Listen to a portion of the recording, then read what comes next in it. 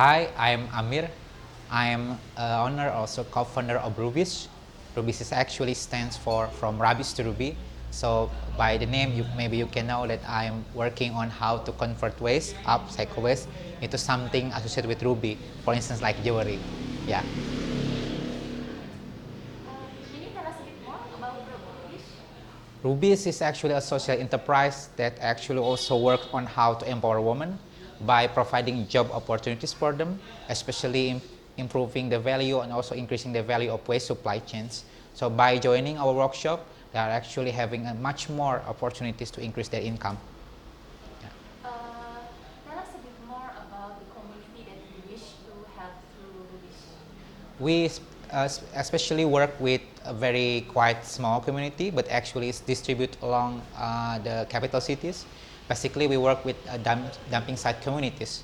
There are so many women working there with a low income, with low amount of income. So we try to interfere by giving them a skill, training that can actually give a much more, job opportunities, including how to make jewelry out of the waste. Yeah. Um, as a social entrepreneur, what challenges do you face in ensuring the sustainability of your Yeah. enterprise? I guess the challenge is try to penetrate the market because when working with upcycle product, we need somehow to provide a very excellent brand. We do not really provide a very low value product, but instead we try to elevate the value of the product. So that's actually quite challenges because when you work with the fashion industry, there is a very dynamic uptrend. You have to actually challenge yourself with the design. I think that's really quite challenging. But thank you so much for the whole hard work, our team, and also the people in the communities. We are really, working so hard to find which one the best we can do. So actually, it's team effort. Yeah. So you have decided to join the ASEAN SDGs program. Tell us what you expect to get from this program. This is a very, very interesting program and also very valuable for all of us, related with how we can actually grow because we believe that by growing we need much more skill, much more expertise and also network. And for me as an HDP, it's a very good platform to provide a very important milestone for us as a social enterprise, including training, knowledge dispatch, and also how we can build up our social enterprise into the next level. Tell us what is the most interesting lessons you've learned from ASEAN SDGs. I guess in ASEAN HDP, we also learn with other participants. I think that's a very good opportunities to see from other countries how they actually survive, how they actually struggle. I guess that is very valuable income. Valuable activities to share our activities. We can also learn from them. We can also learn how they grow. And again, it's about social enterprise, right? So it's about how to actually build up communities. And for me, by sharing with them, we can now learn so much from them and we can try to apply to our social enterprise as well. Yeah. Is there any feedback you would like to share with us so that we can improve our program better? I guess it's very important also to have much more activities. I guess that's something that we need, maybe a limitation during the time. But I guess each week we have a lot of time to digest the informations. I think that's very, very important for me. And what ASEAN HDP has been doing right now, I think is really great. And we just maybe we do more. I think I'm about to be greedy, so yes, let's do more. I guess, yeah. So you mentioned that you've learned, you gained some networking opportunities from this program. But besides, benefits for your enterprise, is there any other benefit you gain, like for your personal growth, for example? Yeah, I was really impressed with how my fellow participants like support the social enterprise, how they also pursue their dream. For me as a person, I feel motivated to do better, to do good, like much harder worker. That's I think really important for me when you want to grow your social enterprise. I guess that you need to have a strong willingness to improve. So by joining as an HTP, I feel that I have a much more push motivation to work better and also to improve what I can do. So I think that's what of the valuable lesson from joining ASEAN HTP. Oh, Yeah. It's quite big, and of course we should dream big. I guess.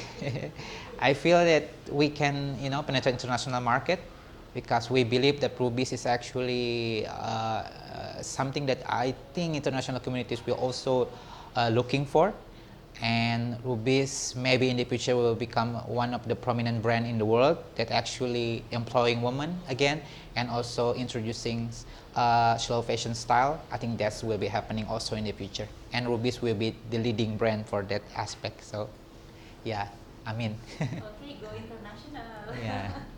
And so for young entrepreneur, is there any tips, encouraging words you wish to share with them? For me, you have to believe in your power because we have a lot of potential, and you also need to focus on self-development because when you want to empower other, you need to actually have your own strength to push yourself.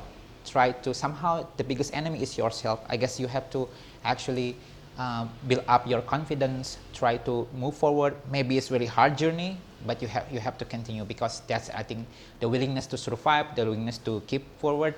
That's actually a powerful tool for you if you want to build up social enterprise. Thank you, Mas Amir. Anyone who would like to add something? I have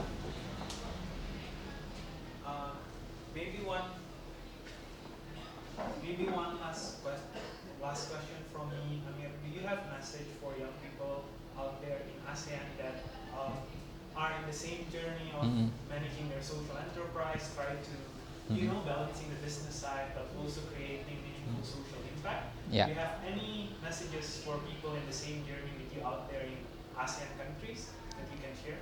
Yeah. It will be very difficult, of course, but when you like what you are doing, I think that's they can move you forward. So love your job, love your effort, love your communities because that's the basic fuel for you to keep forward. Even though the journey is really hard, you just believe in yourself and you just believe what you're doing is right. That is really important formula for you to keep forward and to improve your team as well. So just believe in your power. You can do it for me. So that's I think the kind of belief that you have to implement in your team, I guess. Yeah. So just don't give up. I have more questions. Sorry. Do you have any plan to collaborate with other social enterprise? Yeah. When you try to scale up your business, it's also important to create a very good network. So by having an opportunity to meet with other social enterprise, there is so many ideas trigger. There's so many ideas coming around, and for me, it's actually a good initial step to talk with others. Maybe start with something really small, like small talk, but somehow something big start with something small. So I believe when we talk with other social enterprise, for me, that's very good activities again, and also try to dig more ideas because when you talk with others, somehow you can find something, maybe something crazy, but there will be something great in the future. So I believe in creating network with other social enterprise will be something that I'm also doing right now, and also something that we should do actually. Yeah, I encourage you to do the same. Yeah, maybe I have one question regarding to, you have mentioned that you also empower about women, right? And you also tell about the invisible workers still. And can you explain to us regarding how you empower them, then how you help them to be better life? For example, Yeah. like that. Yeah. When you actually learn how the social structure or how the women actually work in a landfill communities, this is actually a part of the interesting stories. Because according to statistic, the women from landfill community are actually an invisible worker because they are indeed working in there, but part of the income is actually attributed to their husband. So basically, they are unpaid worker, I would say, but we just formally call them invisible worker. So by asking them to join us, they are actually having a lot of opportunities to gain their own income.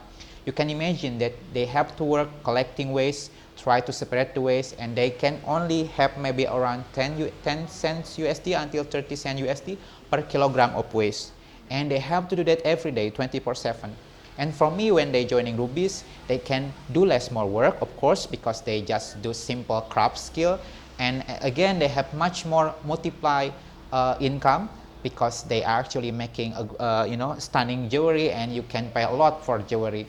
So again, this is very fun activities because women like craftsmanship, and at the same time they also can earn their own money, especially to support their family, like not only for them actually, for their children, for their husband as well. And again, maybe they have some future to build up new business, they want to maybe have some training again, something like that. So for me, when they have their own power to decide their life, to have a very full control of what they are doing, and also full control on their income, for me they will open up a lot of opportunities. So for me, Rubysh is working on that aspect, and we hope it will create much more, opportunities for them in the future. Yeah. Yay.